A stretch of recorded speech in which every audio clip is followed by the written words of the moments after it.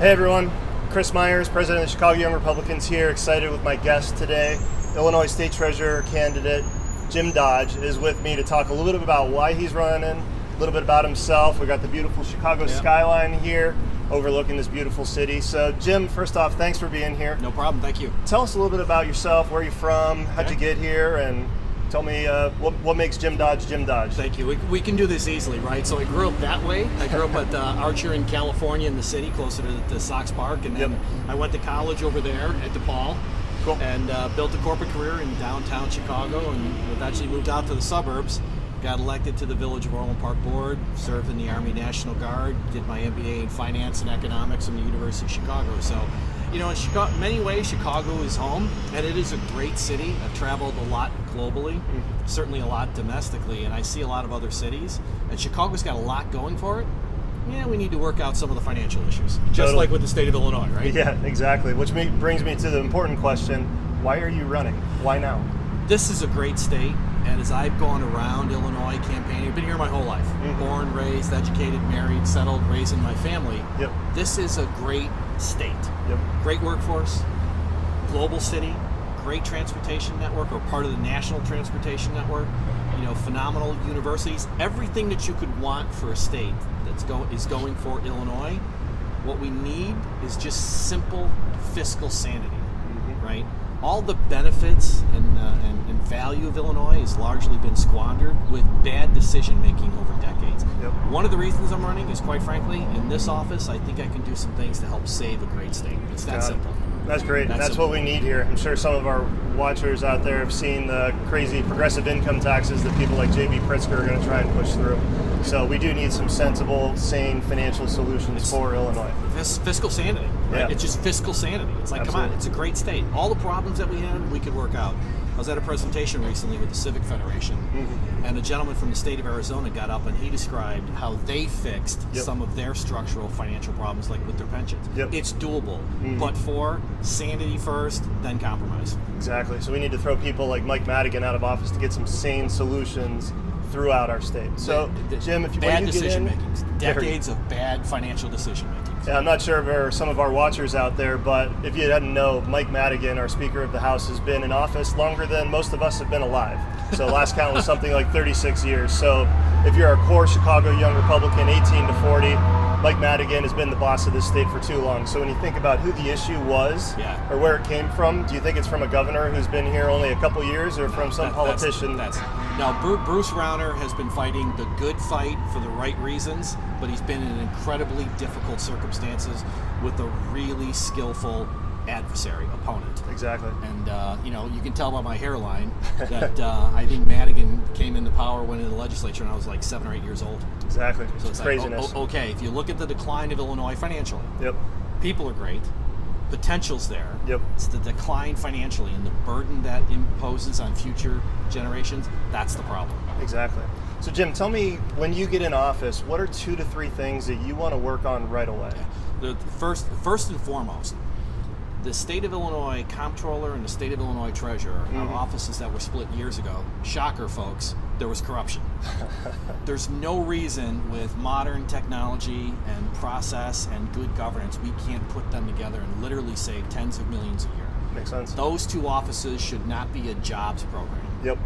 They should be to serve the best interests of the people of Illinois, be great at it, and get on with it. So Darlene Sanger and I both agree, combine the offices, save money. Second, I don't think that money in Illinois is working as hard as it should.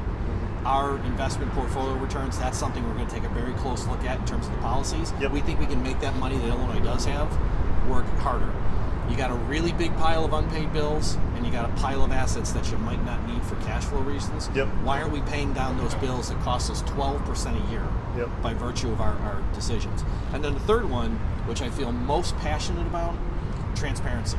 I believe that if all the good people of Chicago and all the good people and all the rest of the state of Illinois truly understood the financial impacts on them, their family, and their future from what's happening in Springfield, guys like Mike Madigan would not have held power for this long.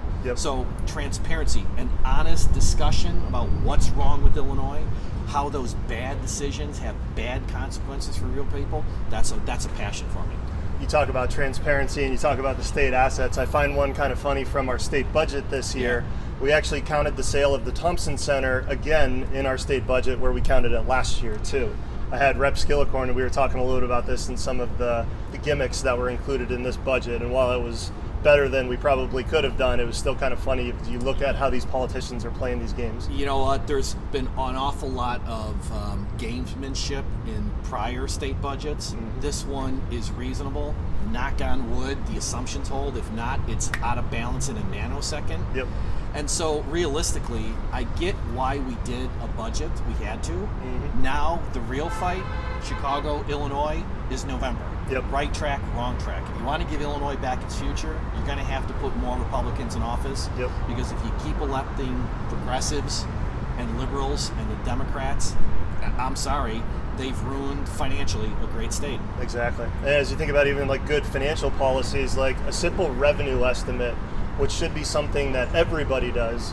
You do it, I do it, the good, hardworking people of the city, every business does it. Why can't our state do it? So I asked Senator Cullerton, why can't you do that? Speaker Madigan, why can't we get that here? We need a revenue estimate. Tell us what it is we're going to bring in, so we know how much to live within our means. Right. My parents, working class union Democrats, they both worked in factories on the southwest side or near south suburbs. Yep. It's like, it's not a complicated formula. Spend less than you make. Yep. Save for the rainy day. Yep. No finer authority on the middle class than Joe Biden himself said the Democrats forgot the middle class. Completely. Okay, we need to fix this. Exactly. Won't be easy. Take some time. Can be done. Yep. So Jim, I know you've been traveling around the state. Tell us a good story, something fun that you've seen as you've been talking to the good, hardworking people of Illinois. Man, there's so many of them. What's interesting, there's a unifying theme out there. Everybody is really concerned about the future. Yep. And people have come up to me and they tell me their stories about their kid or their business is moving, but they're hopeful. Inside everybody, there's a little bit of hope that this election, we can put this back in the right track. Yep. So that's been the most encouraging. I mean, we've had all the things. You go to parade and you're dripping, you're dripping wet. We've got it's a little hot out here today. You can see. It's fun chatting with people. Yep. People are excited. Yep. They get it, right? It's kind of going to be a knockdown, drag out partisan ball. Yep. But there's hopefulness in the people of Illinois, and that's what this election's about. So that's what I'm encouraged by. So Jim, now as we kind of come to conclusion, what is the one thing that you want voters to take away, those watching this video, as they're out talking to their friends, their relatives, to people that live in the state, what is it that you want them to know about yourself? And if they want to get involved, how can they get involved to support you? So the easy one is jimdodge.com. Jimdodge.com. And then, thank you. And, realistically, I've had a great career in data and analytics, and I'm a numbers guy. And I've also had the pleasure and honor, if you will, of serving the good people of Orland Park for a number of years as a village board. So I see both worlds. And one of the reasons that I wanted to run is because this is such a great state. It's such a great place. Not only should we be the leader in the Midwest, we should be the leader nationally. Right? People don't move to Indiana for the climate. Right? So we should be the leader. Illinois should be the place for people nationally to come to, and that's why I'm running, because I want my contribution. Let's save a great state. This is home. Worth fighting for. So you guys heard it. State Treasurer candidate Jim Dodge here. Jim, thanks so much for being out with us today. Thanks. You picked the hottest day this year to do this. Absolutely. Great view. Appreciate you coming out. So thank you all. Look forward to showing our next in the series of candidates that we're going through. So very much thanks to Jim, and look forward to being with you all in our next series. Great. Thanks, Chris.